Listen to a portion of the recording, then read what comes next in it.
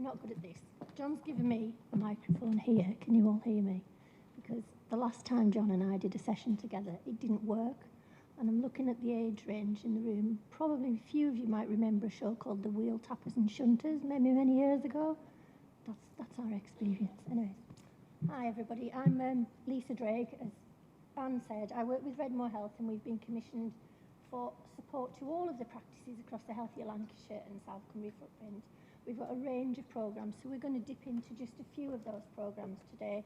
And I'm going to talk you particularly through elements of this little guide. So if you've not already been over to the Redmore stand over in the corner, go and get yourself one of these guides, because this is kind of the foundation, if you like, of everything that is online services. So anyways, thank you very much for inviting us. As I say, I work in North Cumbria and South Cumbria, Lancashire. Anna and Cameron both work down into staffs as well. My background, I've been a practice manager for the last 8 years, and for the last 18 months I've been out on secondment helping practices to raise their level of online service provision. The key thing is to give all of the staff the confidence so that they feel competent to help the patients. And if you give them those tools and that knowledge and that confidence, then they translate that to their patients. And please trust me with this, the people who are the best people to teach the patients about digital are the clinicians involved with them. It is not the managers, it is not the receptionists, it's you guys, because your patients have a trusted relationship with you, and you'll be the ones that can enable this for them. Okay? So, just bear with me. Objectives for today. So we're going to get a better understanding of what online services in general means. It's about share the good, the bad. Use this as an opportunity. As Anne says, you're now going to be part of a network of digital champions, so bounce ideas off each other. At some point I might ask you to put your hand up, just in case things are happening in your practice. So if it's not happening in your practice, you will see the people that it's working with. So connect with them maybe at the break time. And we're going to talk a little bit about iPlato and social media and video consulting today. So first, hands up. Anybody with a practice where iPlato is already enabled? Lovely. It's about half the room. So those of you that it's not yet enabled, we're on the last rollout now. Some practices are asking to wait until after Christmas now, which is fair enough. But actually, certainly throughout Blackburn, Blackpool, Farnham and Morecambe Bay, most of the practices have been using this tool for a while. We're a little bit farther behind with East Lancs and Chorley and Preston at the moment. West Lancs have just all gone on board. So this is the toolkit. Each one of these little panes, see I've knocked my friend over already. Each one of these little icons is an interactive icon. This is an interactive guide. It's not your usual reams and reams of paper. But basically what we've created this guide from is all of the practices that we've worked with. We're now sharing that knowledge back with the practices who've yet to go on this journey. And you can see we've got 8 main panels there and a couple of other sections. So if I'm going to point, let me see, can you see my mouse there? Yeah. So here we have some key digital requirements in our GMS contracts. Anybody aware of those? I heard somebody mention before we have to give online access to records. Are you all aware of that? That all patients are to have access to their online records from April next year? That's a bit scary for some people, yeah? Video consultations, all practices have to be offering video consultations by April 2021.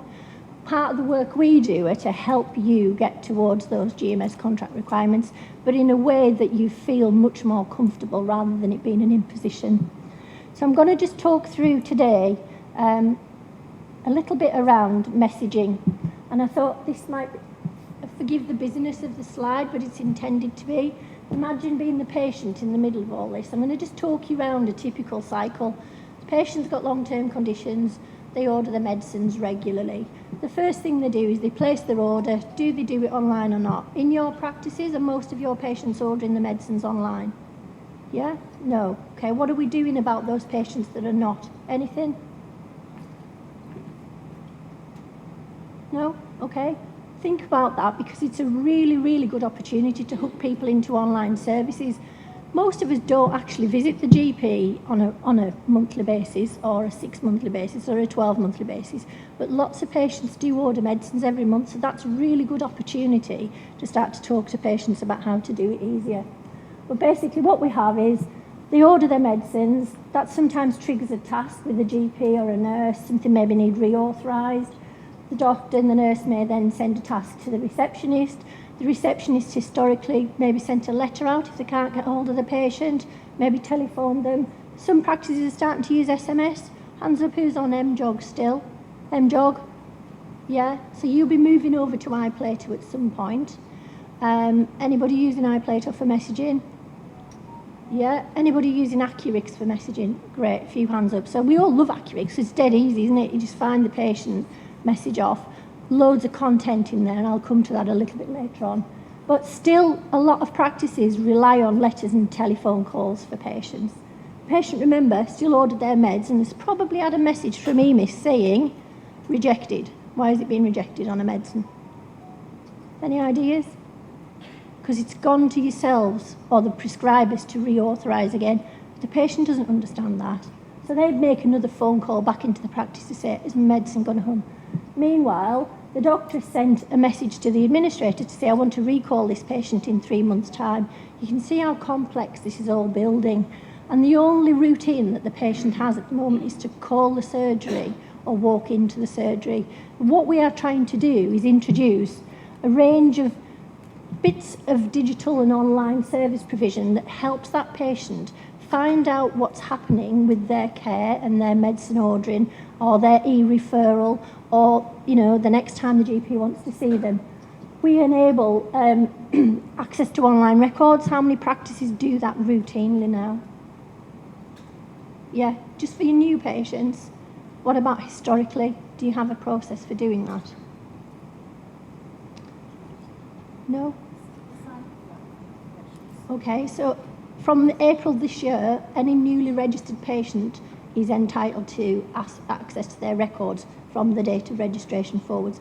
Sign up, that's a good question. They can come and ask, and a practice may or may not have a sign-up procedure. They may ask them to sign a consent procedure. They may ask them for identification. I personally don't understand why you would just ask somebody for identification when they have just been in and had a consultation. But some GPs insist that they come back with ID. EPS, are you using EPS for your pharmacy? Yeah, so non-dispensing practices are quite well on the way with EPS.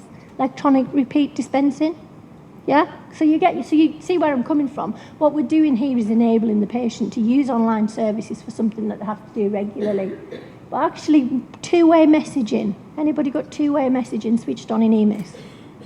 No, so we've got lots of functionality in the existing systems that we're not at this point enabling patients to use. Now, practice I've worked in for a long time, we've had two-way messages on in EMIS. The large proportion of messagings are around medicines.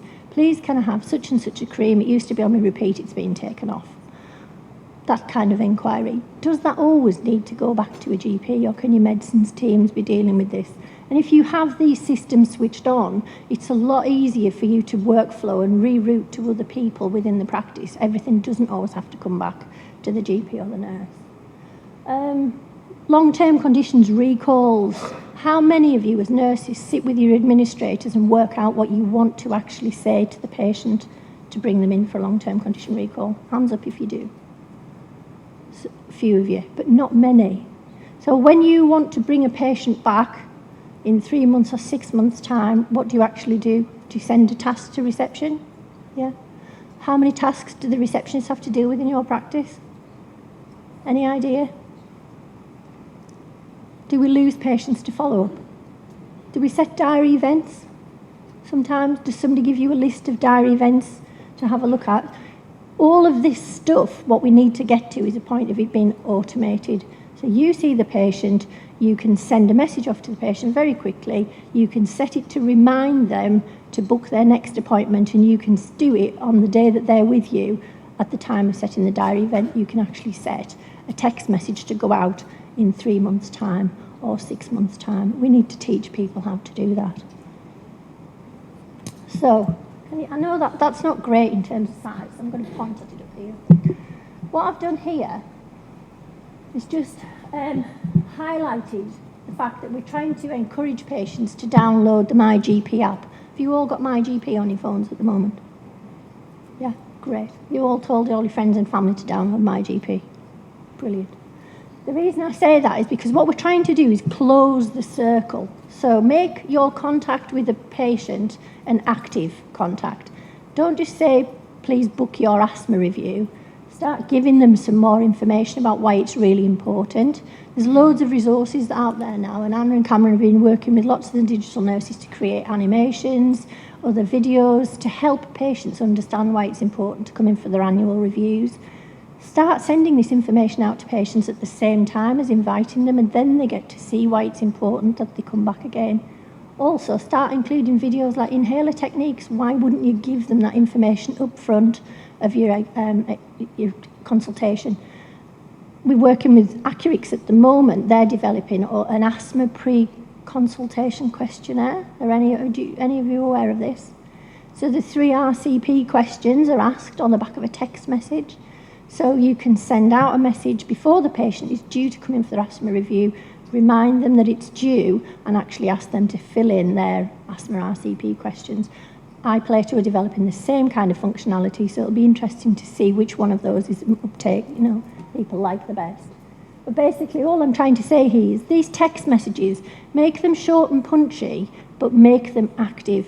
And then by downloading the MyGP app, you can then put all of your appointments online as well, and the patient can book their appointment online, so they don't have to wait for the surgery to open or to speak to somebody about which slot they need to book into, because you've given them that information in the text message. Right, so again, this is a little bit about iPlato. It has what we call a call and recall function. So actually you can message bulk groups of patients, everybody that's due an asthma review in the next month. You can send them one message and you can direct them to a specific slot. So now I'm going to ask you to start putting your hands up, okay? Who has asthma slots available to book online at the moment? 2 people, okay. Diabetes appointments? No? COPD appointments? Super. Hypertension? Pre-clinic health check, NHS health check. Okay, so we've got some NHS health checks on there. Let's move into the treatment room. INR, warfarin, vitamin B12. We've got some of them on smears. Yeah. So there's plenty of appointments that you could give them the description that tells the patient what they want. Now, if your appointment book is 10 minutes with healthcare assistant, 10 minutes with practice nurse, that doesn't help the patient. The patient wants a specific slot type name. So I'm going to ask you to go back to whoever sets up your appointment books in your practice and have a little chat with them about which slots you would feel comfortable patients booking online. Because those ones that I've read out all across Healthier Lancashire and South Cumbria practices are using those slot types. We've also got high-risk drug monitoring, ECGs. One practice has even put dressings on. Yeah, 10 minutes, 20 minutes. Just giving you some examples there, but again, in the message, you can give a separate message for patients who've got a standard old-fashioned phone and a different message for people who've got a smartphone. They can receive more interactive content on a smartphone. So we're all moving into primary care networks. How much of this can we do collectively? Have we got, for example, a standard directory of all of the SMS invite codes? Would you know where to look for those codes? Is that something we could create fairly easily? Yeah? So actually, you want to bring a patient back. We need to set you up as nurses to be able to just send one message off. Because if you're already sending tasks to reception, why wouldn't you just send that message directly to the patient? It's the same number of clicks. And I'm going to ask you all to put your names on the bottom of the text messages that you send, because that relationship is really important, and the patients will respond to a personal message from yourselves where they perhaps wouldn't if it just has your surgery name on the bottom. And we actually know that sending a letter just goes on the end of the kitchen cupboard, and then the husband moves it, and then it disappears, and then the next letter comes out. So again, think about your recalls. Are your recalls a holistic type recall? Are you bringing patients in with multiple comorbidities, or are you just sending out one letter for asthma, one letter for diabetes, and the poor patient is sitting there with 4 letters on the end of the kitchen cupboard? Do any of you know how all of this works within your practice? Is it of it you do? Somebody does? Super. That's the chap to talk to then, because he knows how it works in his practice. You may all think, I'm too busy as nurses, but I know you're all sending messages to the rest of your teams to get your patients in. And I'm trying to say, if you do it directly, you cut out all that workflow within the practice, and then the tasks get less for the receptionists, and then they may just have more time to contact those patients who are difficult to get hold of. So I'm going to move on shortly. I think Anna's going to do a full session with you now on social media. I know that was a whistle-stop tour, but if you want to catch me in the coffee break and you want a session in your practice, I'll happily come out and have a chat with you if that helps. Okay? I think Anna would like you all, if you don't mind, to just move in a little bit closer, because we're going to need to do some work on tables, and you might be feeling a bit lonely here and over there. So can I ask, would you mind joining this table in here, and then we can just do a little bit more closer group work? Thank you very much.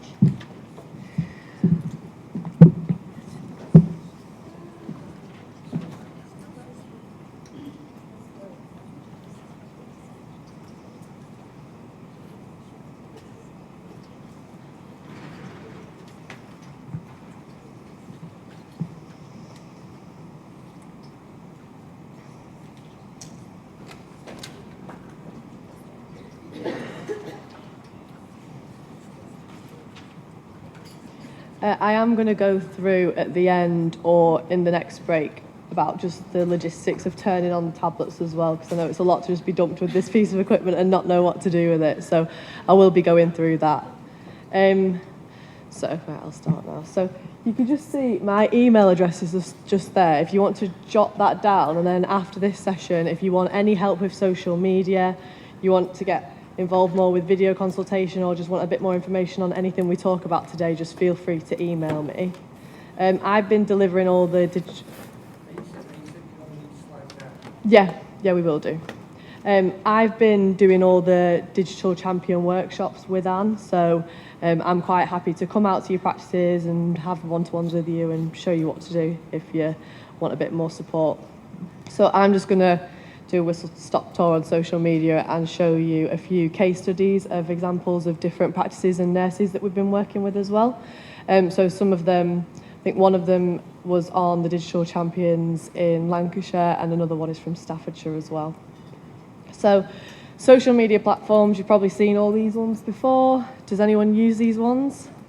Yeah, so you're all used to using social media.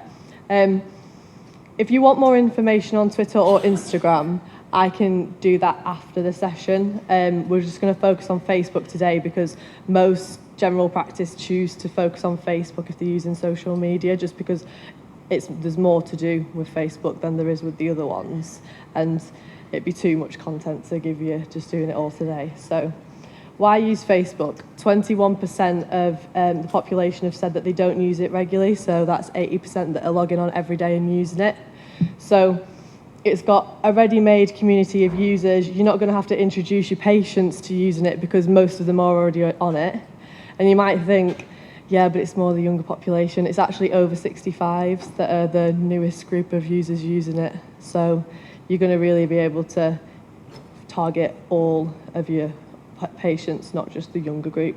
We've actually found that the younger groups are more going onto Instagram now than Facebook, so that might be something that you want to think about. It's easy to use, easy to access. You probably all use Facebook yourselves. Can I have a hands up of who uses Facebook? Right, okay. So it's a little bit different using it personally to using it at work, but what we can do, if you did want to create a page at the end of this or create a closed group, which I'm going to show you and talk you through, you can actually create a staff account, so it won't be connected to your personal Facebook. So when you are going home at the end of the day, you're not going to be getting work notifications.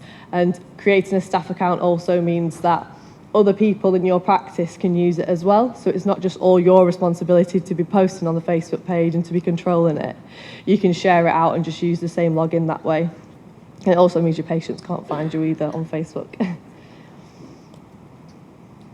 So what can we do with Facebook? So you've got a few things you can do with Facebook. You can either have a Facebook page, which is a public-facing page. That's information that you put on there is what anyone can see. So anything you put on there, the public can see. That's the page that your patients will like to be able to see information from you. You can signpost your patients to different population health messages that are going on, things that are going on in surgery as well.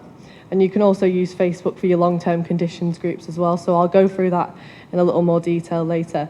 But that's just a closed group where not everyone can see what's going on in that group. They have to request to join. So it works as more as a peer-to-peer support group, but I will go through that a bit more. So I just wanted to first show you this case study. This is a nurse that's been using Facebook pages to give her patients some more information of what's going on in practice, but she also did a really good flu campaign. So she took a picture of the doctor getting his flu jab, and he is known by the patients he hates getting his injection. And because she posted that, it got so many likes and shares because it's a bit more humorous, and they all saw the favourite doctor in the practice. So because of that, they had such an increase in the flu campaign and the flu vaccinations.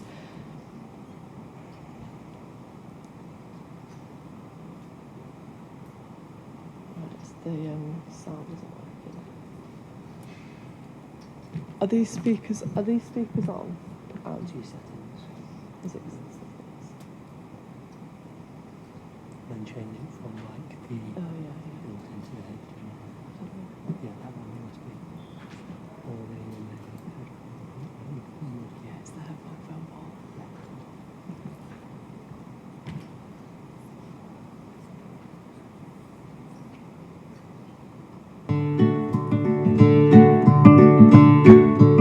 My name's Kate. I'm one of the advanced nurse practitioners working at Moorcroft Medical Centre and Moss Green Surgery. I've been trying to set up a Facebook page for both practices just to provide patients with general information about practice structure, ways of working, possible new ways of working, general information about screening tests, just general information about health. And also I wanted to try and just build a better relationship with our patient population as well. They can be a quite difficult population to engage through possibly the normal means. We have quite a lot of people who fail to respond to invitations to attend the surgery for various things. And we know that they're a high user of social media, so I was hoping that it would be a great way just to engage with the patient population and just build up a better relationship with them. So in terms of our population, they're quite a low socioeconomic group. We've got quite a lot of multi-ethnic groups as well, so they are quite difficult to reach in terms of the more usual ways, so through letters, through phone calls. They're not particularly happy to engage. We know that a lot of them use Facebook. I think we had an unofficial Facebook page where people were sort of voicing issues and problems, and we were hoping to eradicate that and provide just a general platform for people to be able to communicate with us and see what we're trying to do and what we're trying to achieve. So some of the benefits and the things we were hoping to achieve, I was hoping to put quite a lot of health information on the Facebook page. So we tend to see quite a lot of people coming down for appointments where actually their conditions are very self-limiting and they could manage them themselves at home, and they've possibly just not had the correct resources or information to do that.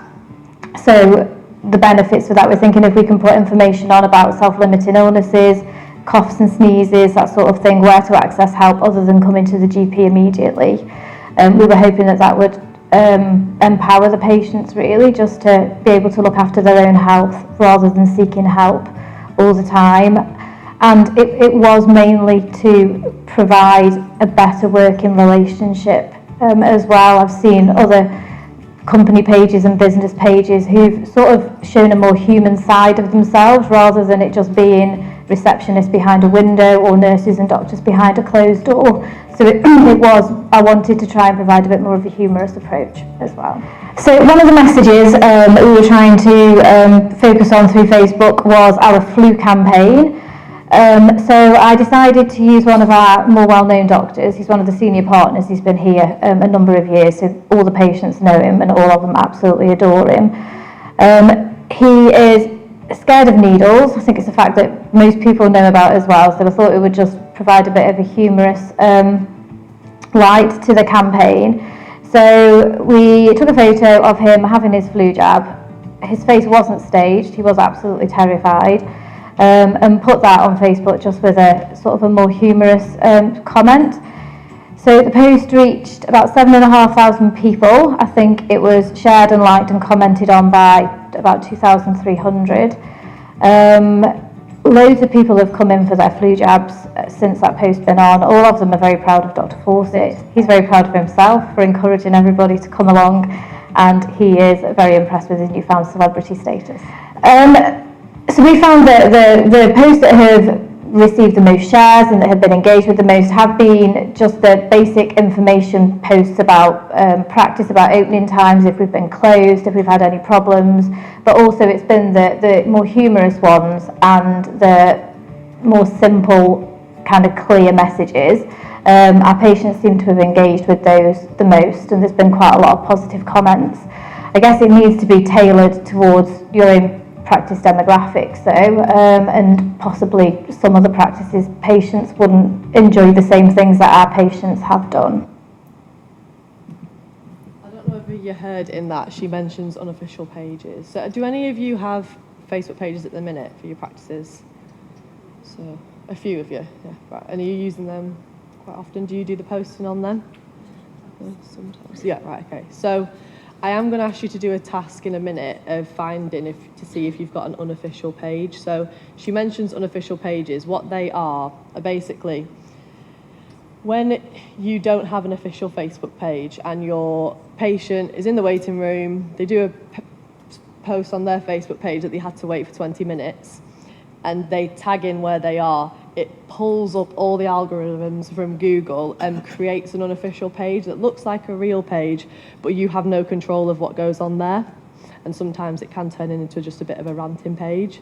So what official pages can do, once we create one for you or if you've created them yourselves, you can turn off the tagging ability so that your patients can't tag themselves onto the page.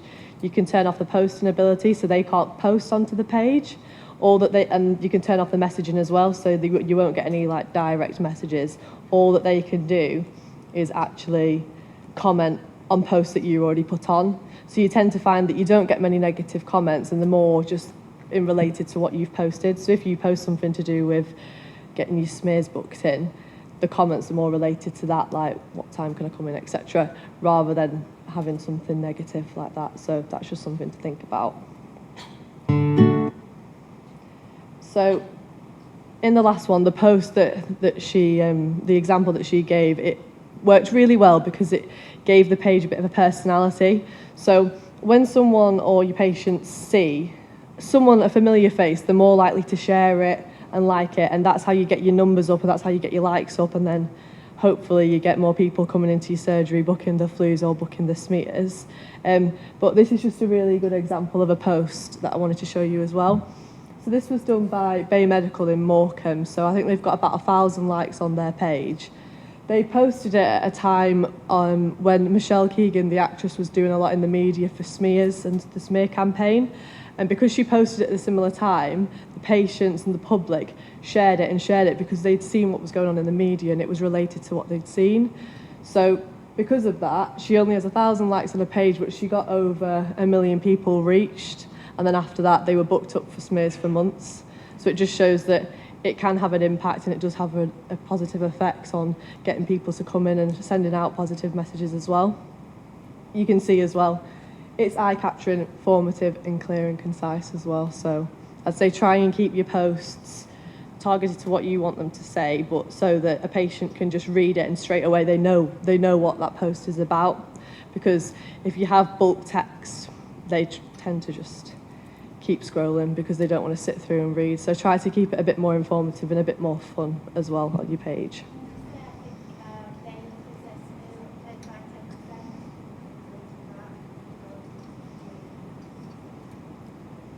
Sorry, I couldn't hear you. Sorry, you couldn't hear? Yeah. I said, I think they may increase their smear uptake by about 10% following that. And I've just got another example of another cervical screening post as well. So this was done by one of our digital champions. She did a big campaign in her practice, and she did a smear for smear. So she put all the receptionists and nurses put red lipstick on and then smeared it across their face. And after posting on the Facebook page and doing the campaign around that, they had like a 15% increase in smears in the practice as well. So I'm just going to show you her video. I'm Danny, I'm the admin manager here at North Preston Medical Practice. I'm the administration manager over Broadway Surgery and Ingle Health Centre. I was involved in going on a training session called Digital Champion, and we did 2 sessions, and it involved how to work Facebook and the website and involve apps to promote to our patients. With what I've been doing, I was really lucky. I already did the Facebook and the website, so really it was to make me more confident in what I was posting on the website and on Facebook. So the things I did was campaigns. There was a particular campaign called Smear for Smear that Joe's Trust sort of introduced, and I got the admin team and the clinical team to all get involved in wearing super bright lipstick, and then we'd smear it across our faces. So all the pictures, and we did a few videos, they were put onto the website and onto Facebook. And I did a case study a few weeks later, and it turned out that we had received 10% more ladies who attended for their cervical screening tests, which is amazing.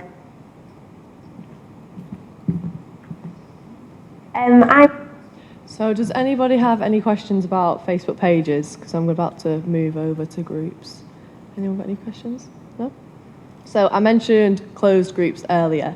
So as you can see with the page, anyone can see the information that you're putting out there. I kind of describe it as, you know, in your surgery waiting room, and you've got posters everywhere of what's going on in surgery, you've got different leaflets about your long-term conditions and things like that. It's basically that, but virtualised. So the things that you're going to be putting on there are just informative information like that of what's going on in surgery, population health messages, and make it a little bit more personal to your practice. We do get a few practices that share NHS related information that they're posting on their Facebook page. That's really good, but sometimes it can be a bit just regurgitated them, so the patients just switch off and will just like the NHS page instead. So you really want to be putting a personal touch on it, I think. So we're going to move on to closed Facebook groups. So these work as a closed group that your patients will have to request to join. And only when they've requested to join and you've accepted their request can they see what's going on in there. So we've got a lot of practices that are using them for closed Facebook groups for the long-term conditions patients. So the diabetes patients, asthma patients, patients that have suffered from stroke can come into these groups, and it's a peer-to-peer support group. So don't use it as a clinical forum or a clinical group where they're going to be receiving information constantly from you. It's more of a peer-to-peer support group, so they can talk about their experiences and support each other in that way. You also would have to put a disclaimer on the group so they know when you're in this group, this is what it's for, this is what it's not for. We've got the do's and don'ts on our Clinitex website, so I can show you, I'll send them over in an email. But it just means that they're posting things that are relevant to the group. They're not trying to sell anything or anything like that. But you know your patients, so you know which patients would benefit from being in a group like that. Some may and some might not, so it just depends and it's up to you. And because they have to request to join the group, that's them giving consent of joining as well. They can see the description before they join, and the description should say something like, whatever you post in this group, the other people are going to be able to see it, so make sure it's something that you want to share, and then it's up to them what they're posting. You can monitor the group probably every week or so, but you don't need to be logging on constantly because, again, it's not a place where you're going to be putting out information all the time. I also wanted to say on the Facebook pages, there is a scheduling option for posts as well. So you're not having to log on every single day to do a new post. You're able to schedule your post for the next 2 weeks. So you might log on a Monday morning for an hour, plan your next post for the next 2 weeks, and then that's done and dusted. You don't need to keep thinking about it. It also works well if you've got a clinic coming up and you wanted to set reminders. You can set reminders that way by scheduling. So that's long-term conditions closed groups. PPGs are also using closed groups as well as a virtual group. So obviously in your PPG groups, those who come once a month, it's about 10 patients, 10 to 20 patients. It's not very representative of your practice if your practice is 5,000 patients. And usually it's the older generation because they have the time to come. Mums, people that are working, can't find the time to come during the day. And that stops them from being able to give their opinion or catch up with what's going on in practice as well. So closed groups work as a virtual platform where your PPG members can invite more people, and it just makes it more representative of the practice. It means that people that won't be able to attend the group in person can have their say, basically. So it's been working really well. So we've got a task for you now. We're going to give you about 15 minutes. Would you be able to look and see if you've got an unofficial page on your Facebook, an unofficial Facebook page? And we'd also like you to design a Facebook campaign as well. And we're going to collect them in at the end, and the best one will be posted on the Facebook pages.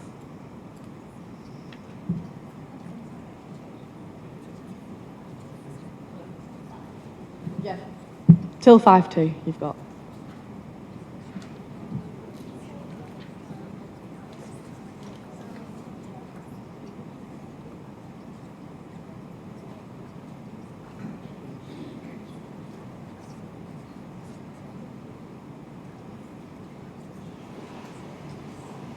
I'm going to mute the stream for the next 15 minutes. See you back at 5 to 2.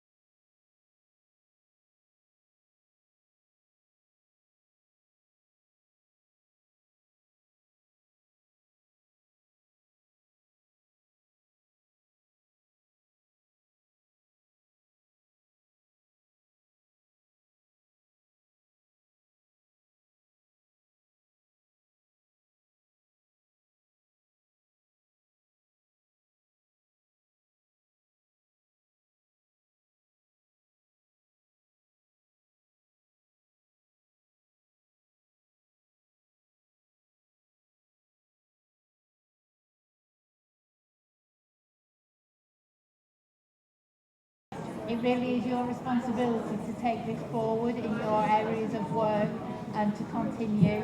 Anna will be kind of emailing you, inviting you to groups, and you'll become part of that community. But it's not just about taking a free tablet over and thank you very much. It's about being committed to do something differently.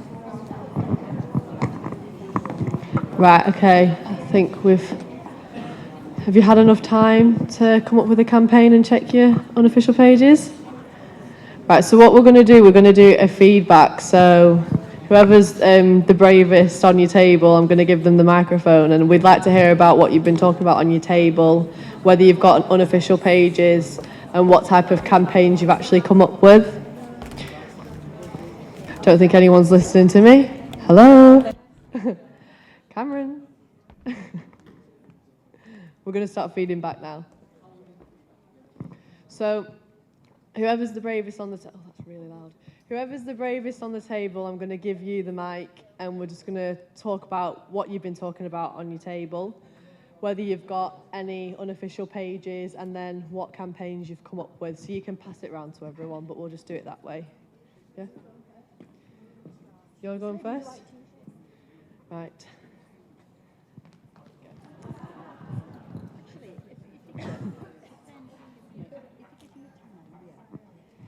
Hi, my name's Sarah. I'm a practice nurse and research nurse at Queen Square Surgery in Lancaster.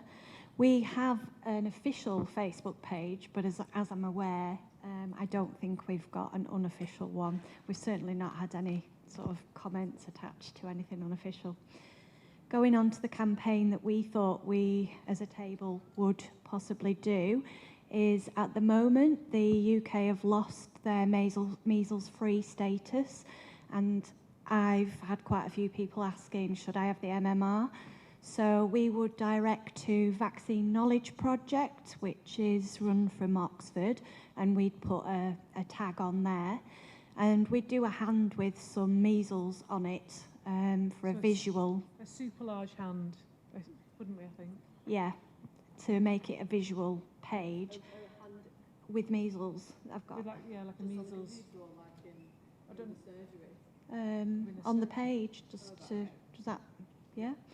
And we would also link into NHS, who should have the measles vaccine, and hope that we have a better uptake of people having their MMR. Thank you, well done. Right, who wants to speak on this table? You've been nominated.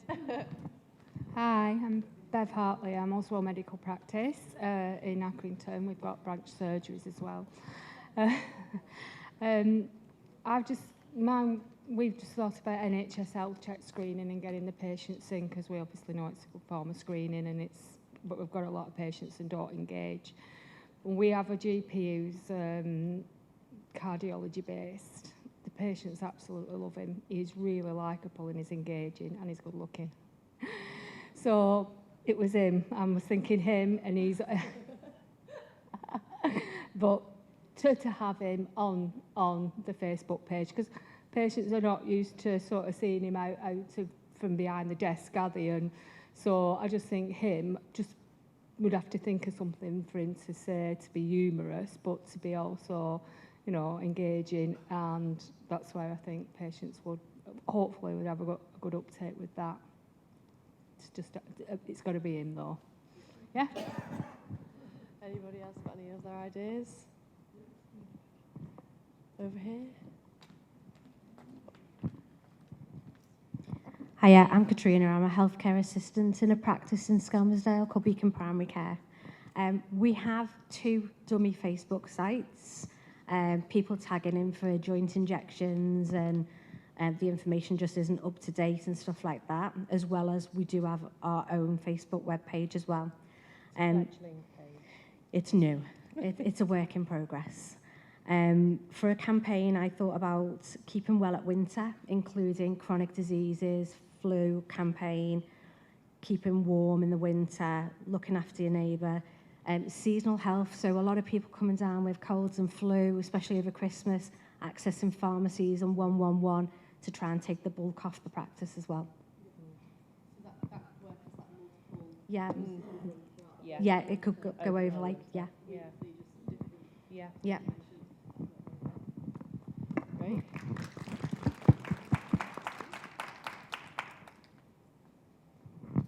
Hi, I'm Shahira. I work at Oak Nurse Medical Practice in Blackburn. Well, we've decided we'll just maybe do a campaign on shingles because our uptake's slightly low.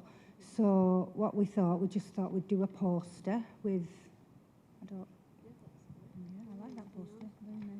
It works really well if you can put it up in your waiting room and like maybe a notice board and share it that way. Because then you're getting the people that are coming into practice, but then also people that are on Facebook as well. Because we don't have a Facebook page in our practice. Are you interested in making it? Yes, we are after today. Yeah, I think it works really well if you like target it to your patients. So you've all got different things that some people might have less uptake in one and more in the other. So it's really it just benefits to target what you're wanting to achieve. Who over here? Hiya. Oops. My name is Bob. I'm an advanced nurse practitioner, just working in GP practice. We have an unofficial site, allegedly. I've just found out. I'm not on Facebook, so I wouldn't know about how to set it up, but I'm sure we would set one up. Yeah, well,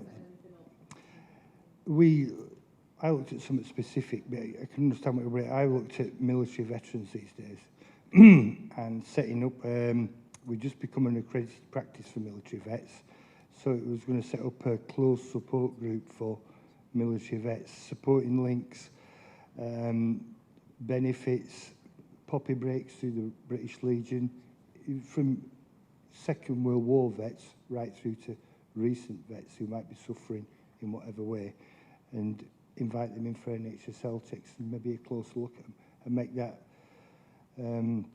connection with military vet groups like Vets in Communities, Salute, all these other ones, and make that connection between the practice and the military veterans groups.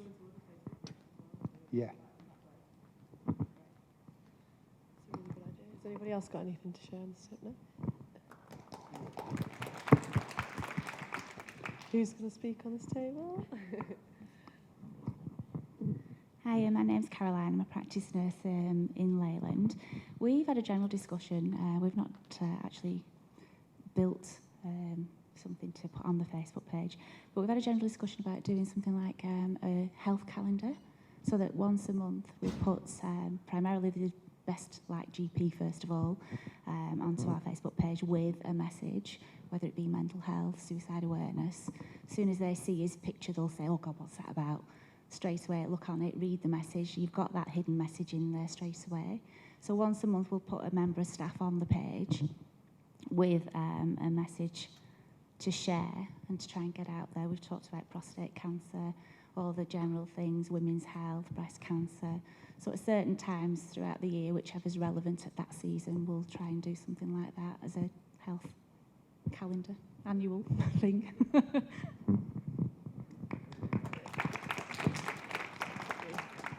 Thank you, they were all really good ideas. I think we're going to move on to Cameron's presentation now on video. Is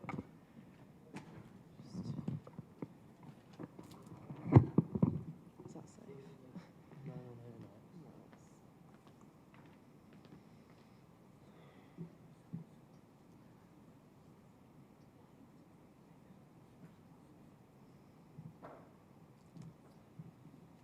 Okay, hi everyone, I'm Cameron from Redmore Health, and thank you for your time today. I'm going to be speaking with you about using video consultations in health and social care. Before we go on to the presentation, can I just ask who has actually used video consultations in practice before, or maybe at least if your practice is interacting with video in some way, shape or form? Okay. So that's probably going to change moving forward in the near future. I'll go on to why that is soon, but also throughout this presentation, if you could also think about how you can take this information back to practice and encourage, or maybe think about the ways in which this can be applied to your roles as well, because there's a lot of very interesting ways in which video can help. So, how is video currently being utilised? So, GP to nursing or care homes is a big way that video is used really well. We run a video programme in Staffordshire that's got a lot of good success. We also deploy the GP retention and video programmes in Lancashire and South Cumbria. We've got a lot of work being done in multidisciplinary team meetings, which is really useful. Do any of you get involved with MDT meetings? And is video used at all in any of those meetings at the moment? Okay, so there's some really good examples of how MDTs are a really suitable place for video. Obviously, people driving to certain locations to be at a certain location and time for an MDT is sometimes very difficult, so video is a good way to bridge that gap. We've also got clinician to clinician meetings. So, for instance, if you've got a care home and a nursing home that work within the same organisation, the nurses in the nursing home are able to use video to share with the other residential or care homes information that they're not aware of. So, and it could also be used for any other clinicians that you work with. So mental health, for instance, or if you work with skin nurses, or you know much more than I do about that. But if you work with any other health professionals, you can tie in to those networks by using video, and sometimes it can be a simple thing like using Skype or WhatsApp, things that you're already quite familiar with. And then direct video consultations between GPs and health professionals and patients is something that's really come about in the past couple of years, with examples of things like EMIS and iPlato. You've got a lot of patients now able to book video appointments with the GP directly. So as an example, I actually had an asthma consultation with a nurse a couple of years ago when I was sat in my car on my smartphone. I should be able to put time aside to go for a 15-20 minute asthma review, but as I'm sure you're all aware, we're very busy in today's day and age, and it's just something that I put off because it's not that important to me. I've had asthma my whole life. So when I actually said, okay, I'd be able to do a 15-minute video call with you to go through my asthma review, the nurse offered that to me, and we had a really good consultation, and I came away with a lot of information that I should have actually been aware of at 25 years old, with having asthma my whole life. And just in that 15-minute consultation, we could talk through all of those things, and she could remind me of all the things that I should be really aware of to help manage my asthma more effectively. So think about how you could maybe allow some of your time to go out through video consultations in that regard. And another way that video is being used really well is in video observed therapy. So in a moment, I'll show you a TB nurse in Staffordshire who has been using video to interact with quite complicated patients with TB that obviously need to have medication every day. And they're just using video as a way of confirming that they're taking their medication. So just think about how you can take this to your practices, and I'll show you a video case study just now with Kim from Staffordshire.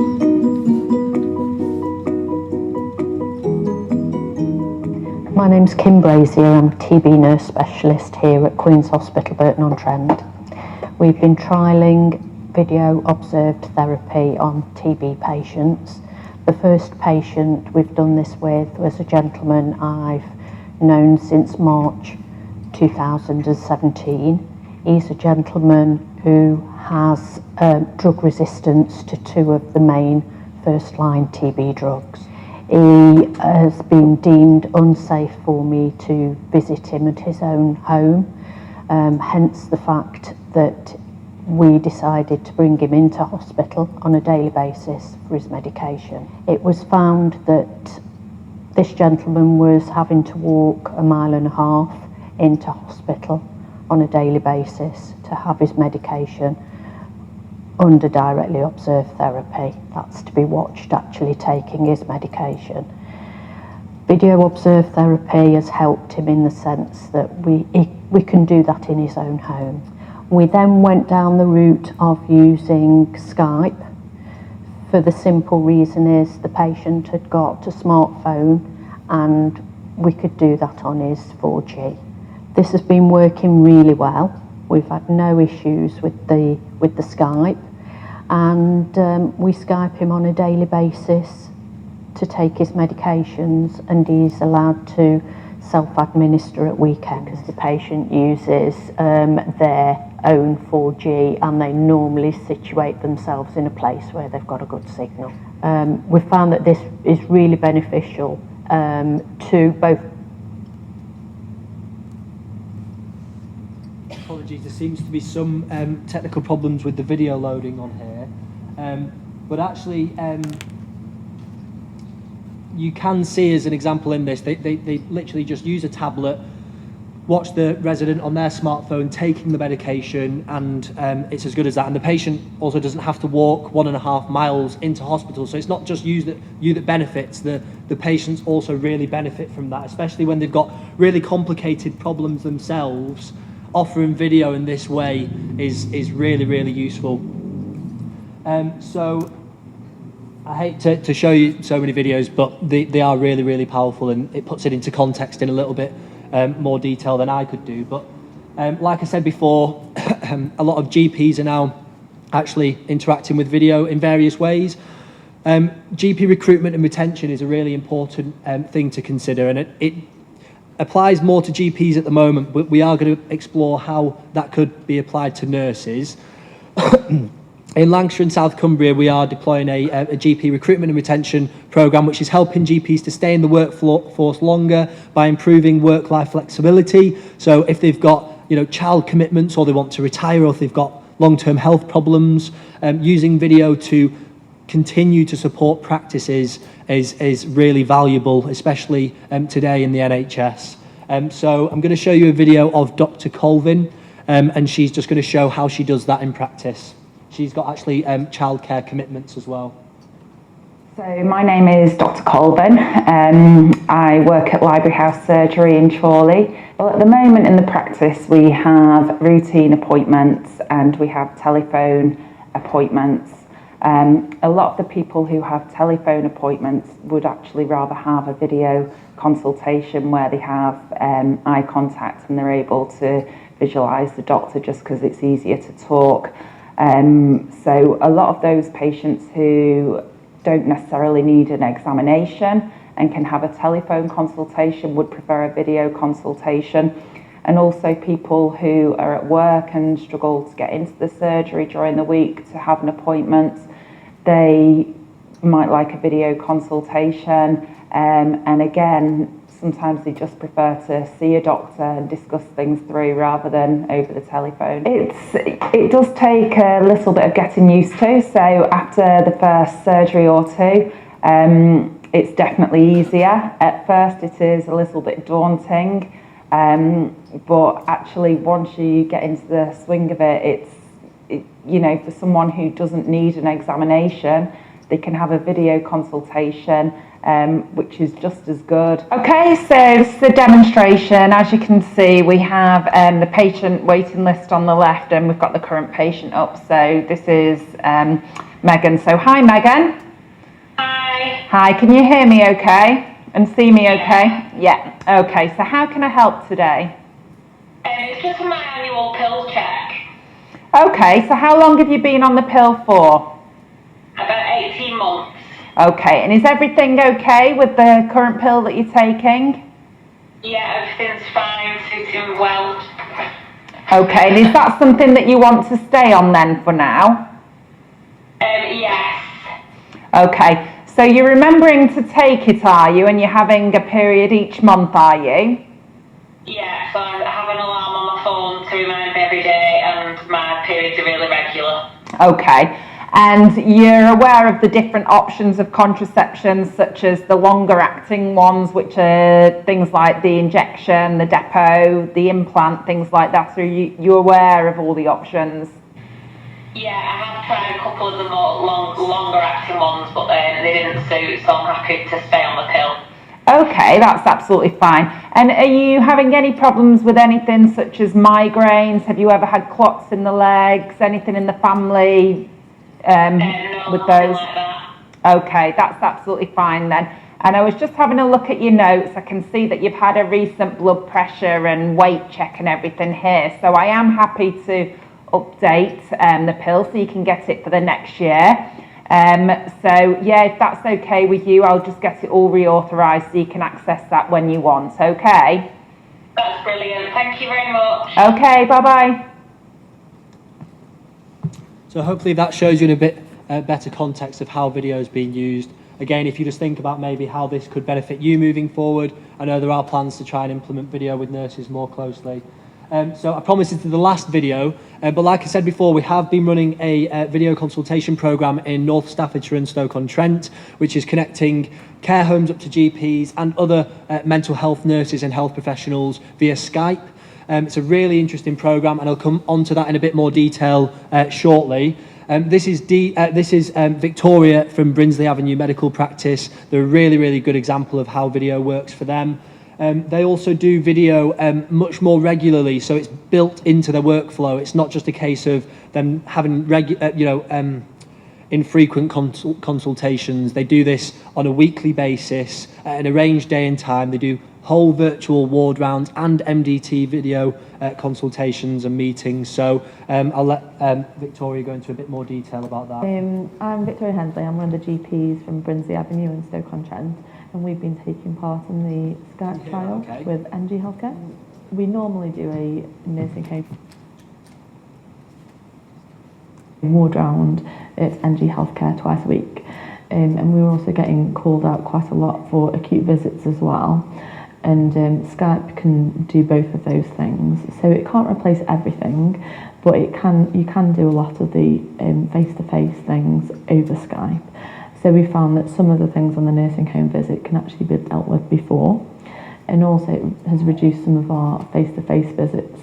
So if you get a late visit request or somebody that's become poorly, we can go on Skype and have a look at them, see what they look like, and get the nurse to check their observations and then make a decision then. So what would normally happen is the nurse would phone the surgery to say that they've got somebody that they're concerned about, and then the receptionist would usually ask for the observations, and then we would usually make a decision whether we thought we did need to come and see them or whether we could do it via Skype. And so then I would phone the nursing home, check, and then Skype them, have a look at the patient, and then make a decision on what the management would be. Using it for ward rounds, I've completed a full ward round on Skype, and being able to complete medication reviews, general reviews, dementia care plans, dementia reviews. We've also been able to have a look at medications, make any changes that might be required. And also you can do things like review rashes, look at patients' feet, lots and lots of different things. It's very, very versatile, especially with the iPads. You can sort of take them off the stand and move them around to where you need to look at. So actually you can see what you need to see there and then. So, I mean, the main benefits that we found is it has actually saved us some time, because previously you would sort of have to come to every visit request because you weren't sure how desperate it was, how the patient really was. Actually, you're able to at least triage them over Skype to see what the patient looks like. And then you're able to sort of decide, do I need to go? If you don't need to go, you're obviously saving that time driving to and from the nursing home, which can take quite a long time. We've also found it actually improves things for patients because now they're able to get more reviews when they need them. So instead of being frustrated by having lots and lots of patients on the rounds, you're able to see them, and it takes much less of your time than actually going round and sort of seeing them in a nursing home. And if you think that sometimes we've been called every day to see patients acutely, it takes much less time on Skype. So potentially they're getting more reviews and more thorough reviews because of that. The other benefit is that we do it in the surgery when we've got access to full EMIS, so full clinical systems, so we're able to look at their full notes. That's on the nursing round, whereas before we took EMIS mobile, much less information. You're able to look at the computer and actually see what's actually happened, look at the notes, look at the past medical history, and then you're able to do a better service. I've got an example in surgery. We had a late visit request one night for somebody that sounded quite poorly, and we were very overrun by different patients in the surgery, very, very busy, and we didn't know when we'd be able to get time to actually come out to see the patient. So we did it on Skype and were able to complete the whole consultation, come up with a management plan using Skype. So that was really, really good. And we see this as being, you know, part of the future. It probably won't remove all face-to-face consultations, but it can definitely replace some of them. And I think that's what we're going to have to be moving towards in the future. So just picking up on what she said there, face-to-face is obviously the most important time that you'll spend with patients, and we're not disputing that, but video is a really good way of triaging what constitutes a face-to-face visit so that GP time and health professionals' time isn't wasted. So we've got HD cameras nowadays, so if you did want to see something and see a patient's well-being, you can very much do that initially before deciding if it even means that you need to go and see them. And again, what Victoria said is residents and care homes and the people that you work with are having much more consistent communication with health professionals. I've worked in many care homes, especially down in Staffordshire, and a lot of them simply just don't even get a minimum standard of care just because of the pressures that GP practices and health professionals are under. So video is just a really good way of bridging that gap and making sure that there is at least a good level of communication for you to be aware of what is happening. And again, just as a last point, things like EMIS mobile can be used nowadays so that you have a full medical record of the patient when you're away from your office, and you don't have to duplicate any notes when you go back in to practice afterwards. So again, if you just think about how potentially that could be applied to your own work, that's great. No, I was just going to say we're trialling 3 different video solutions, and we're keen that if any of you want to trial one of those, please let me know, and we can try and arrange that for you. Thanks, Anne, and we'll be talking about those in a couple of minutes as well with regards to what those video solutions are. Okay, so that's it from me. I promise that's not another video, but essentially before you use video consultations, you do need to be made aware of the processes that need to essentially build the structure and framework of how you do the consultations. So we developed some governance documents by way of protocols, privacy impact assessments, standard operating procedures, which really outline things like how you can protect patient information when you go around and do these consultations, how you set up for a consultation, how you actually conduct the consultation. If you want any of those resources, let us know, and we will be sharing this presentation later on anyway. And we can also adapt these governance documents to your individual circumstances, so we'll go through that. You also need to have consent. Again, that's relatively complex in terms of where that lies. People, obviously sometimes with dementia, do have carers, or if they're young, if you are using video on an app or with a care home, these things differ, but you would need to just be aware of any consent that needs to be acquired before doing consultations with patients. You also need a clarification of medical indemnity. Again, it's just to really speak about those things with your practice managers from your perspectives, I guess.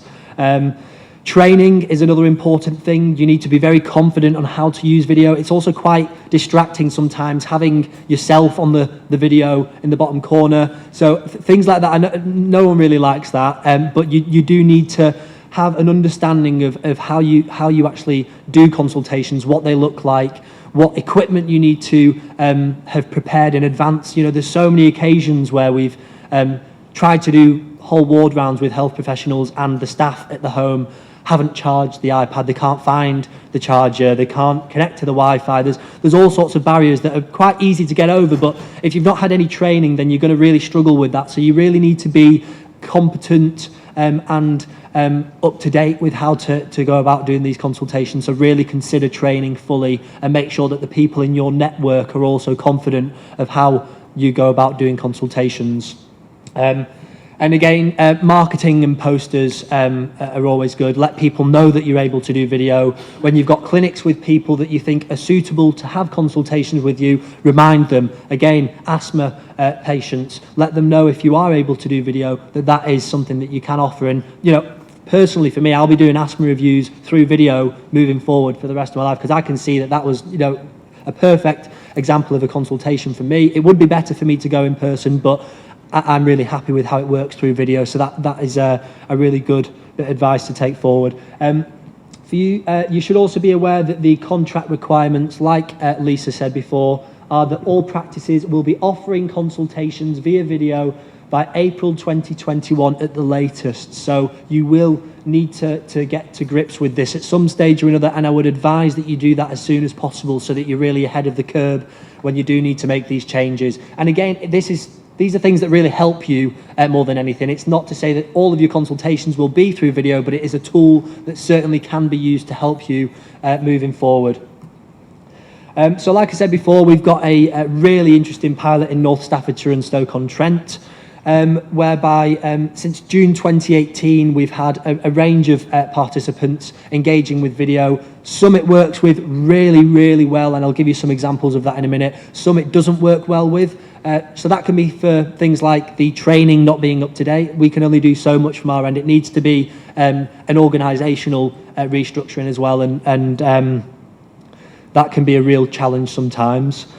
But when it does work in a practice, and then particularly like a group of practices, for instance, and it's across the board and it's built into your weekly workflow, people don't often go back to the way that they used to do it, just because it is a really useful tool. So the types of consultations that can be done in North Staffordshire and Stoke at least more commonly are things like MDT meetings, end-of-life assessments. We had coroners give their support to using video consultations for that, medication usage reviews, a lot of acute illness management, so long-term health conditions need much more, obviously, time and more consistent time with health professionals, so that's a really, really good way of keeping that communication strong. And then things like skin bruises, rashes, to see a resident's well-being, and the other things that I mentioned before, consultations internally between clinicians or between organisations and internally within the organisation, that's being used really well. I can't remember them off the top of my head, sorry, because they change so frequently, but just as some examples of the key figures that have come out of that programme since June 2018, we've had about 20 practices and 20 care homes on it since June 2018, with 2,132 Skype consultations carried out successfully. Over 200 hours of GP travel time has been saved. 1,757 face-to-face visits have been avoided. 1,020 medication usage reviews have been carried out. 4,113 patients have been supported via video in this programme. A lot of them have got very complex needs as well, so it really does help both the health professional and residents greatly. And we've also got a team of mental health nurses who are interacting with the programme. So there's North Staffordshire Combined Healthcare Trust have got 6 mental health nurses who said, okay, well, you've already got a good infrastructure for using video. We'd like to tap into that. So we shared the contact details of everyone, all the care homes that are on Skype, and they've been interacting with them separately to help residents with complex mental health problems, and also to help the staff to learn about how to manage those. So again, how you can tie other people in your network into doing videos is really important.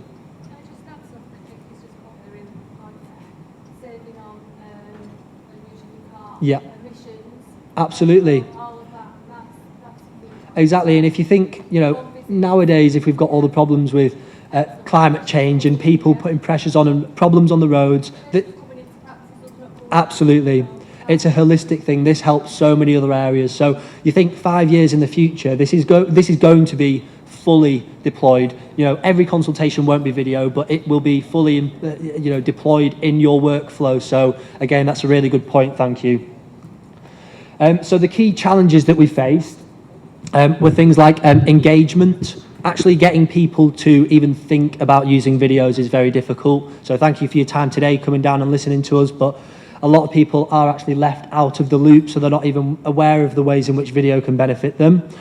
So we've spent a lot of time going to practices, going to care homes, and having some really detailed meetings, regular meetings, so you don't just drop them with the solution and say, okay, just go ahead with that and do video. We have some really good meetings about how they can use it, planning actually when they'll do the first consultations, hand-holding them a lot. So that was a real challenge, and it's something that obviously won't happen overnight, but you as digital champions would need to help pioneer that work, because it does require a lot of hand-holding, and the interpersonal relationships need managing. Logistics is another thing, so making sure that the equipment's at the right place at the right time. If you've got care homes with multiple sites, for instance, without multiple pieces of equipment, that can be a barrier. Staff training, I've already touched on that. Communication, making sure that if people, for instance, have left the organisation and they were the champion that was there, we've seen some real good examples of people changing the whole organisation's use of video, but then when they leave, it goes completely silent for a while, and we need to obviously reinvigorate that training. But there is also some good examples of, we had Brinsley Avenue actually, funnily enough, they had the practice manager and 2 GPs that were really using video strongly, and another nurse, all leave within the space of 2 months for various reasons. And we were thinking that that was going to really impact on the use of Brinsley Avenue's video, which was really high at the time. But last time we spoke to them, the people that left had trained the people that joined, and things continued as normal. So again, it's how you can influence these things consistently moving forward. Indemnity, I've already touched on that. Technical problems, I've touched on that as well. But if you can imagine, a lot of people aren't too confident with technology still, especially with tablets, and we also have other bits and bobs that you can use. There's a lot of other equipment actually that you can think of using, like digital stethoscopes.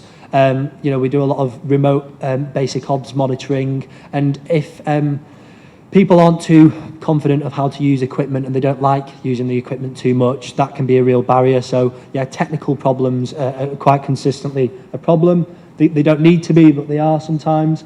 And then breaking the old ways of working. So it's the new generation of working coming up that's really needing to change how things have been so far.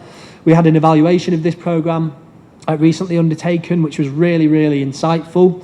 It was done by Progress Health Partnerships. That was essentially just doing like desk review, e-surveys.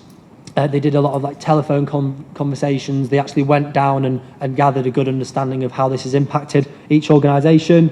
I won't go into too much detail about this, but just to give you some key figures, 85% of practices say it has reduced staff travel costs. 71% of practices and 65% of care homes say it has reduced patient consultation time. So you'll find a lot of the time actually when you have a consultation, it's very much more focused than if you were to go out to a care home, because they're aware that you're on video and they've already prepared a lot of things like basic obs in advance, so you don't just go down and have a conversation with Doris about last week's bingo game. So it's very good at consolidating the meeting and focusing it a bit more.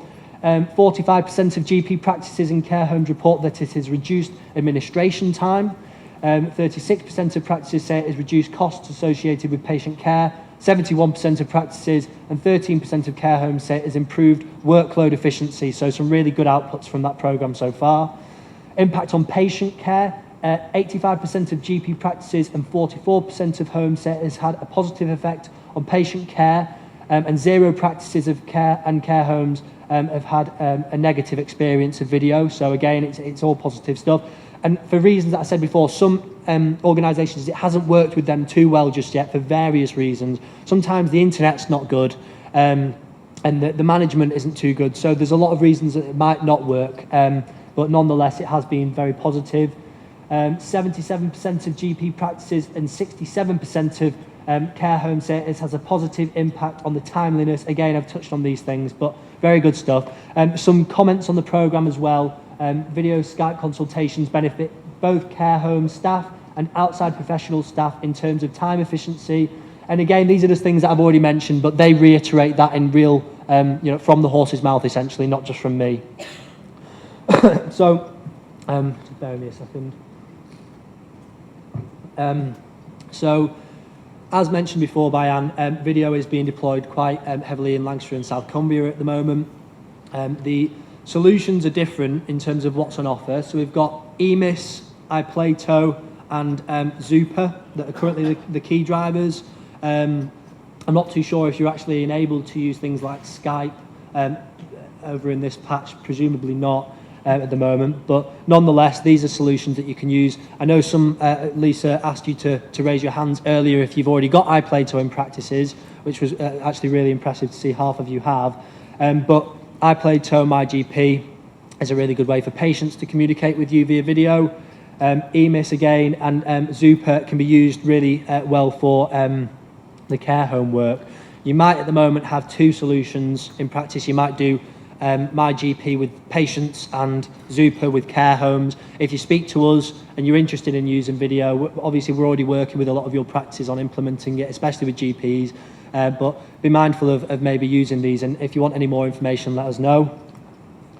And then in Lancashire and South Cumbria, like I said, we've got a lot of work in GP recruitment and retention and improving work-life flexibility. Some of the key drivers for the working environment being stressful at the moment are things like a sense of isolation, barriers to collaboration, poor technological infrastructure, lack of opportunities to innovate, and overwhelmed by administrative tasks, family, travel, retirement plans, and health problems are all ways in which it makes things stressful for you. And technology is an enabler. So the technology and video is going to help to really improve the opportunities listed here. So improve the ways that you can work together and not feel so isolated and come over the challenges that you face at the moment. We've got some written case studies. Again, I can provide these to you afterwards. I'm not going to read through all of these just now, but just as an example of read through Dr. Colvin, she works part-time and she's really, I really can't read this, sorry, from this laptop, it's quite blurred. So you'll be able to see these case studies anyway, but we've from the horse's mouth got some really good examples and really good testimonies for how video's benefited health and social care. So yeah, I guess that's it for my presentation, but for now we also have some questions to give to you really. What equipment do you have in your practice currently that you can use video consultations with? Do you have webcams, dual screens and Bluetooth and microphones? Have you considered your environment around you? Have you tested the video software and run several trial consultations? Which cohorts of patients will you use? Will the use of video be primarily for surgery, a hub, or the GP or nurse's home? For right now, though, if you could just, as a task, think about how video consultations could work in your practices and really give that some thought in light of what I've given, the information that I've just given you. And then why would you do it is really important. A lot of it is like, why would you start to actually interact with video, and what are the reasons that you can't do it at the moment? So if you could just take note of those questions, and for the next sort of 15 minutes, if you could just, in your tables, or 10 minutes even.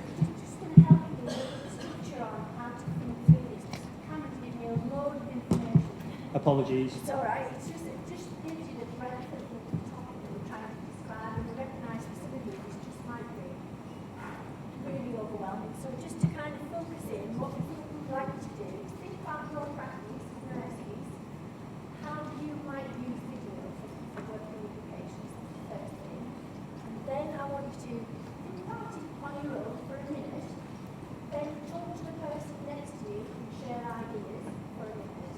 Then talk to the other people on your table. So I'm going to give you some times to work with. 1 minute on your own, 1 minute with the person next to you, and then 3 minutes as a group on the table. And then we'll just get one feedback sheet from each table, if that's okay. 2 things to think about. How would you use this in your practice, and what would the boundaries be to stop? Is that okay? So if I'm going to set my timer, if you're all chatting through, that's wonderful, we'll let you chat off. Actually, we run out of time and we move on, okay? So first of all, on your own, just this for a moment, what we're going to do, chat with the person next to you for a moment and then chat on the table. Thank you.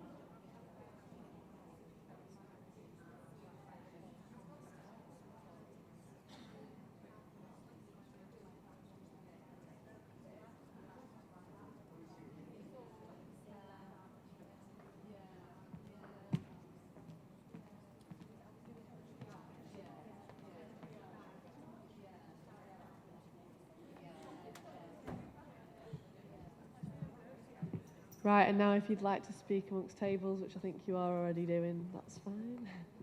And then we're going to do the feedback in another minute.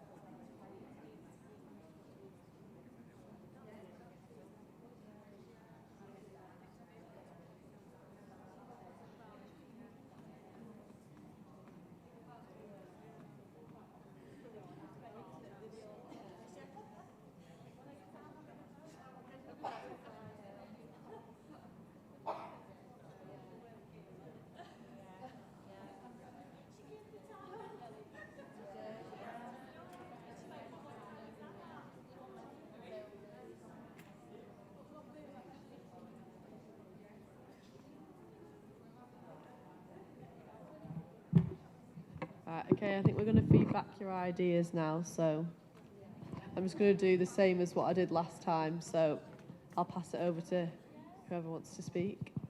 And then if you just talk about what you talked about answering the questions. I basically said that the problems that we'd have are IT's rubbish and poor signal in some of our buildings for like the laptops that we use. On patients' homes. And patients' homes, yeah, because where we're from, signal's not brilliant anyway. But some of the benefits I've put like chronic disease management, lifestyle advice and blood results type of things.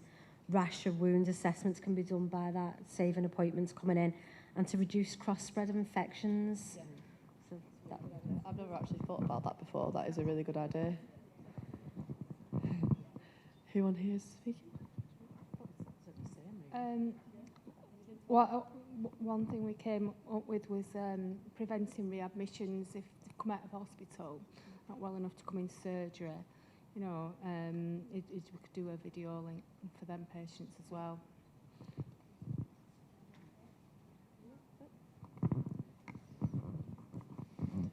Anyone ready to share on this table? Anything the same? We're still learning and thinking about it. Yeah, that's all right. Any new ideas? What did you talk about?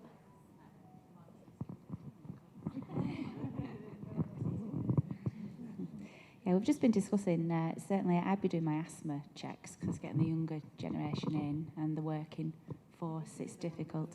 No, I would do. I've done telephone consultations and then brought them in if I felt that they needed to be seen, but certainly videos would be a lot better. Certainly for the COPDs as well, the very severes that need 6 monthly reviews rather than dragging them back down again, that would be handy. And minor illness, and if we can do remote BP checks when the GPs want them checking again in a month, then the healthcare assistant could do that as well. So yeah, future looks bright. Thank you. And anything to add from this table? Yeah?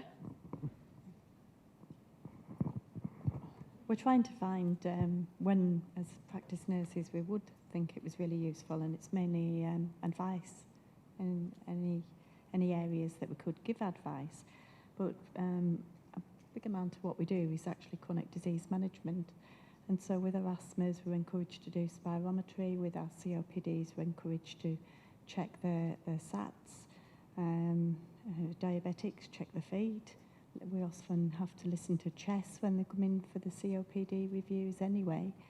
So I think it would be more if they were needing advice in between those consultations.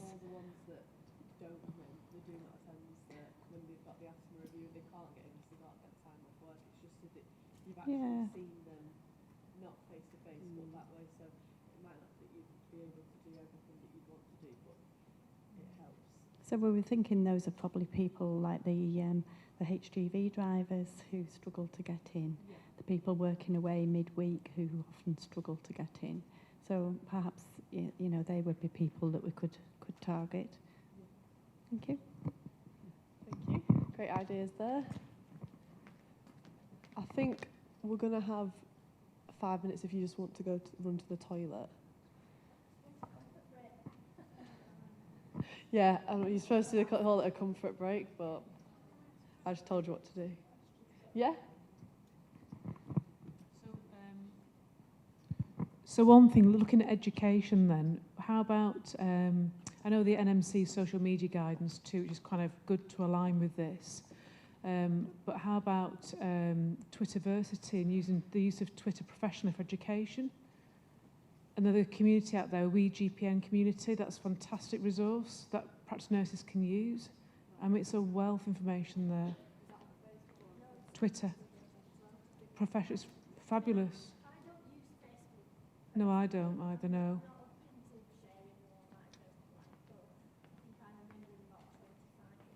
Yeah.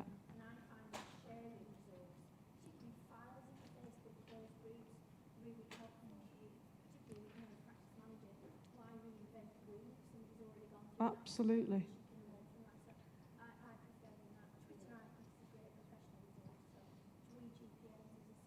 Yeah.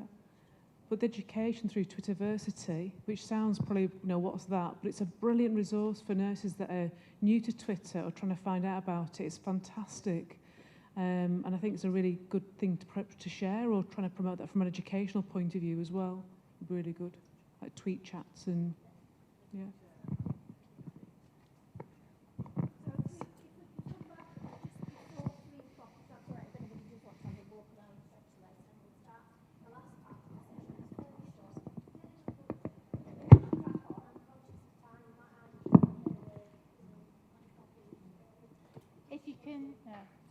If you can fill your evaluation forms out while you're having a few minutes break, that'd be really helpful, yeah? And it'll save you doing this at the end.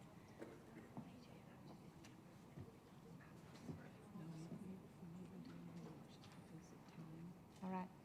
I can mention it. I mean, I can show them the Orca form. Yeah. But it's more because usually, you know, it's like I can take my tablet around and show them, but it's a bit more difficult in this 25 to show the maps.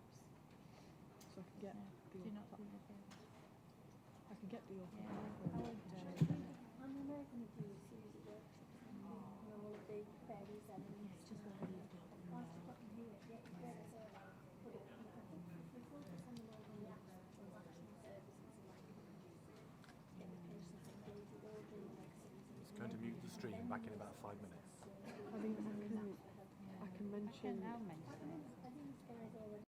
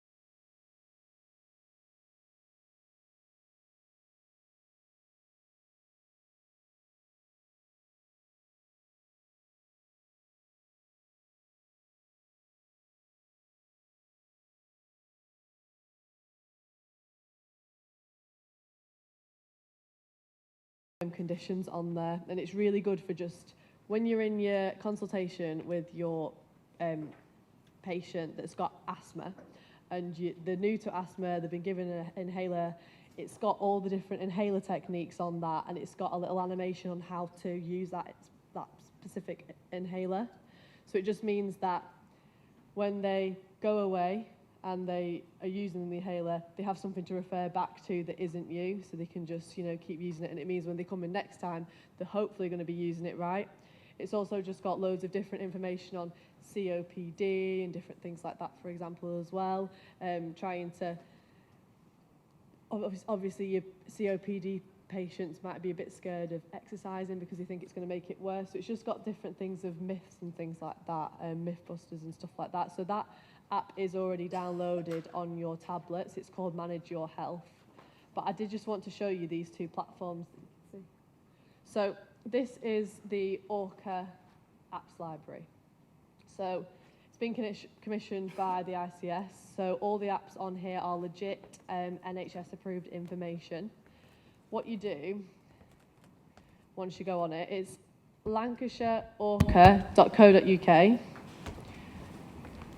Once you go on it, you'll see a little search bar in here, and what you can do is you can search for the condition of your choice or an app of your choice, so whether it was mental health, depression, asthma, COPD. So we'll use asthma as an example.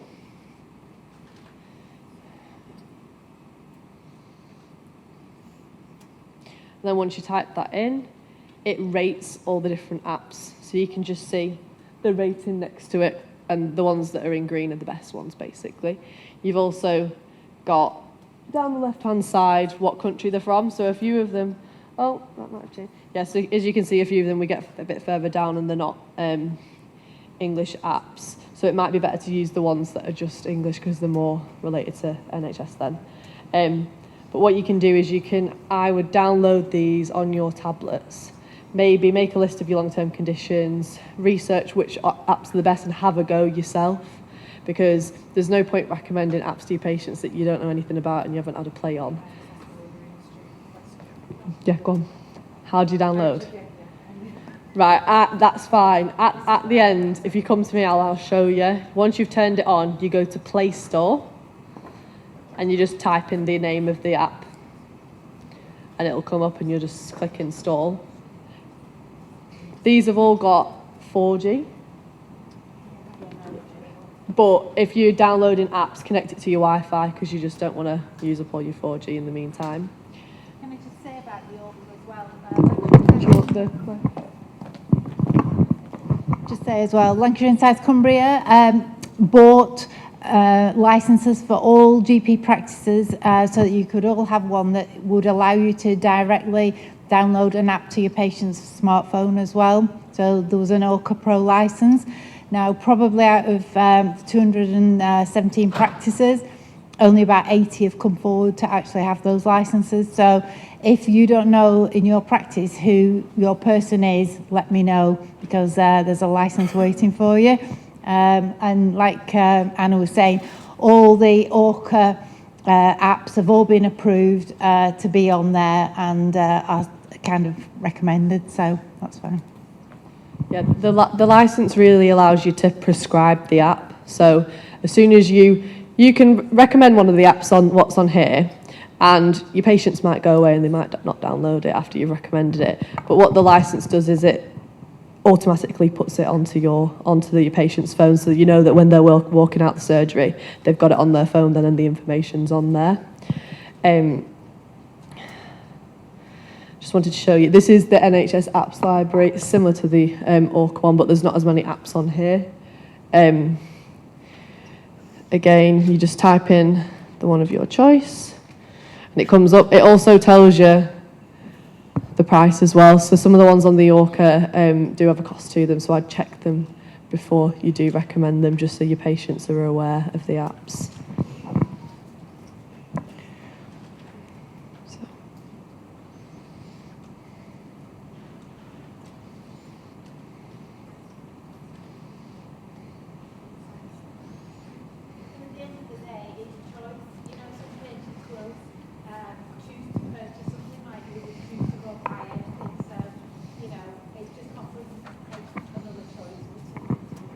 Yeah. There's also an EMIS code as well for once you recommend an app. The code is for referred to educational tool, and the code is 912Q.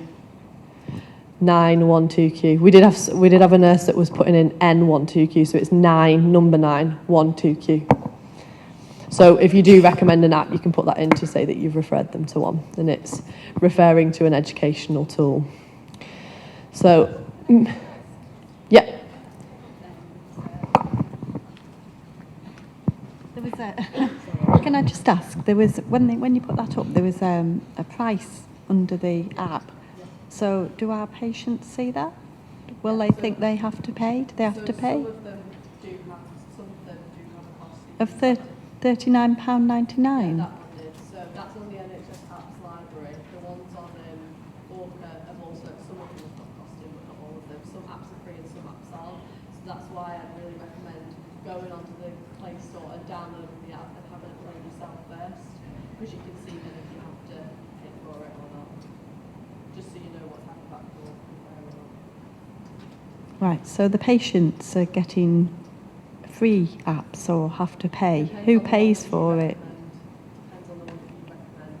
So if you go onto the apps library and type in asthma, you'll get a variety of different apps. I'd have a look at yourself and see which ones are free and which ones aren't, and if you're only comfortable recommending the ones that are free, recommend those. But if the patient was to download the ones that aren't free, then But patients can go onto that website. You don't need to seek permission to access the website. So you can let your patients know that that platform is there for them to choose to look at an app. And, you know, it's choice. It's just another tool that patients might want to choose to buy or not. So how many Orca apps are free? Thousands. Yeah, so it's Right. about- So it was just unfortunate that we saw those that cost £39.99 then. Yeah, so it's apps, all general apps. Some apps do cost and some don't. So it'd be up to you before recommending an app to work out which one's best for your patient, really. Some patients still may choose to buy it. It's Yeah. like going to a shop. You know, they may choose to buy something or not. But some have been commissioned. And I don't know if this is all across Western and South Cumbria or just certain areas, but certainly Pennine Bank, the MyOCPD app has been commissioned. So there's, 4,000 licenses that have been available to use, and I'm sure that they've not all been used up. Normally, I think that is, tell you something like £30 a year per lifetime, but they've been commissioned, and there's a pilot ongoing at the moment around the My Own Health Park app as well. So again, we're also trying some of these to see the benefits, but you know, it's just something else to show Yeah. the patients about trying to for them to self-manage their own condition and find more information. Really, the choice is Yeah. theirs. That was on the NHS apps library, so the Orca is different to that. But I've just done an example of typing in diabetes apps as well, and you can see most of them are free. So it's just that you just have to check yourself before you recommend. Apps are free. Yeah. There's one there that said GP referral. How did we do that? What Do you, requires GP do you know referral? about apps that require GP referral? Did we see which one it was? That one. Change in health. Well, yeah, that'd be by GP. I don't know them all off by heart, but what we would suggest is, certainly the My Diabetes My Way, that is something from Lancashire and South Cumbria that the Diabetes Network kind of established. So I would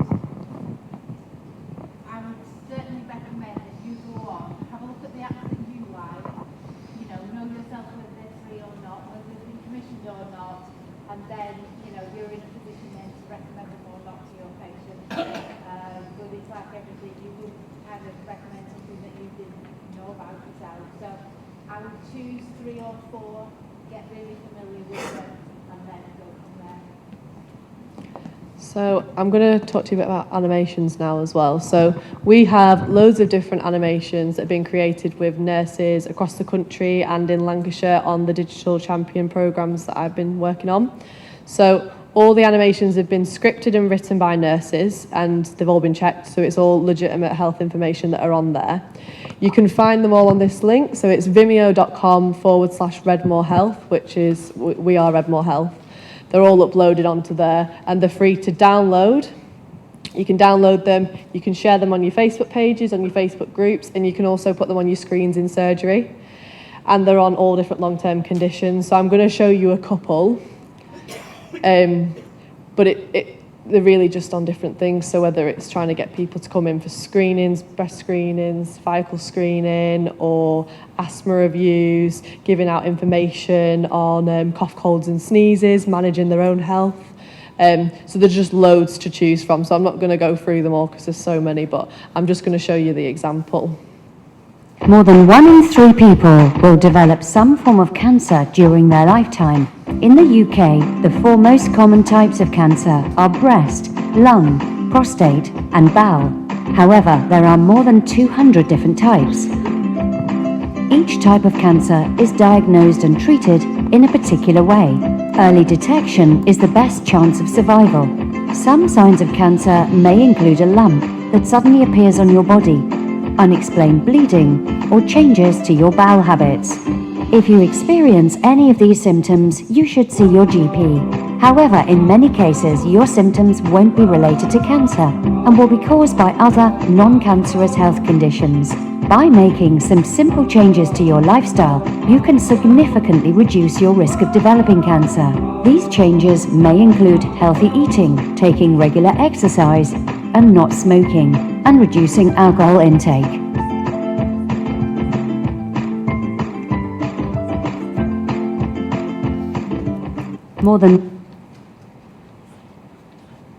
Pre-diabetes means your blood glucose levels are higher than normal. When your blood glucose levels reach a certain level, you have diabetes. This is a disease that occurs when your body doesn't make or use the hormone insulin properly. Pre-diabetes usually doesn't cause any symptoms. The only way we know you have it is if your blood glucose levels are tested. High glucose levels can damage your blood vessels and nerves. This increases your risk of heart disease, stroke, and other health problems. If you have pre-diabetes, you are at a much higher risk of developing type 2 diabetes. The good news is, if you have pre-diabetes, you can prevent or delay the onset of full-blown type 2 diabetes by making lifestyle changes. These include eating a healthy diet, losing and maintaining a healthy weight, and exercising regularly. So that's an example of the different animations. So we've got a task for you now. So we would like you to script an animation. So the script for the animation is basically the voiceover that you just heard. It's 100 to 150 words, and we'd like you to script them on thinking about maybe the Facebook campaigns that you created earlier. So maybe taking that and making it into an animation that you could share on your Facebook page. We are going to collect them in at the end as well, and then we'd like to make the best one. So that's going to be turned into an animation for free.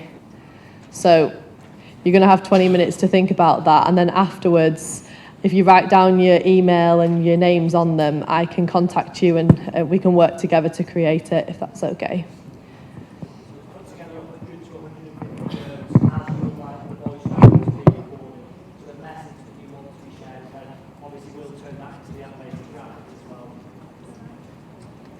If you could also just write on it what you'd like the characters in the animation to look like, so ethnicity, gender and age, it just makes it easier when we're making it.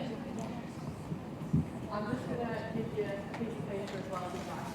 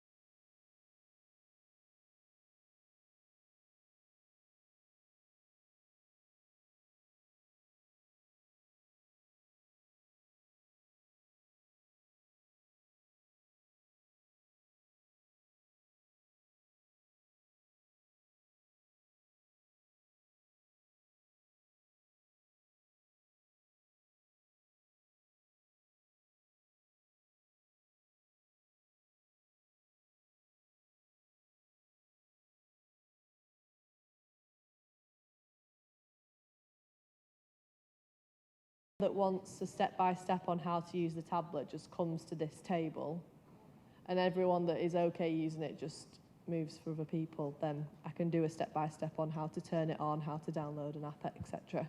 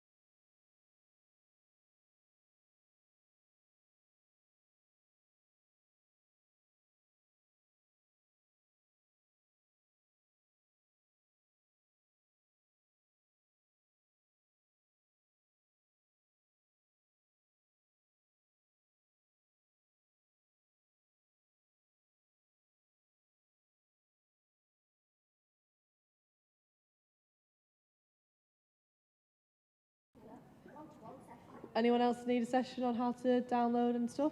No? You all right?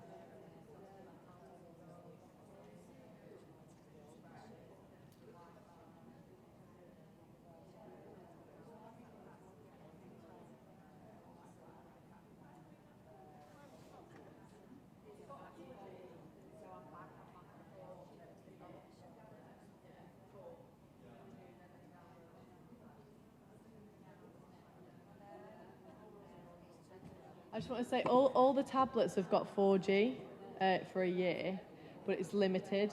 So if you are wanting to do any downloading on it, connect to the Wi-Fi, because otherwise you'll use up all your data.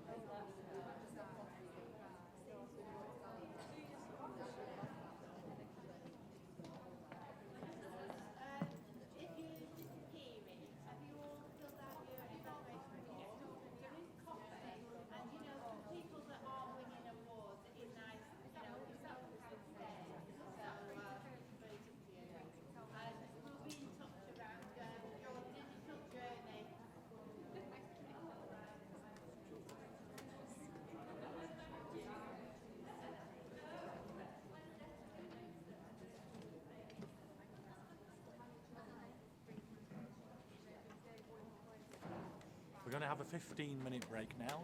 See you back around about 3:45.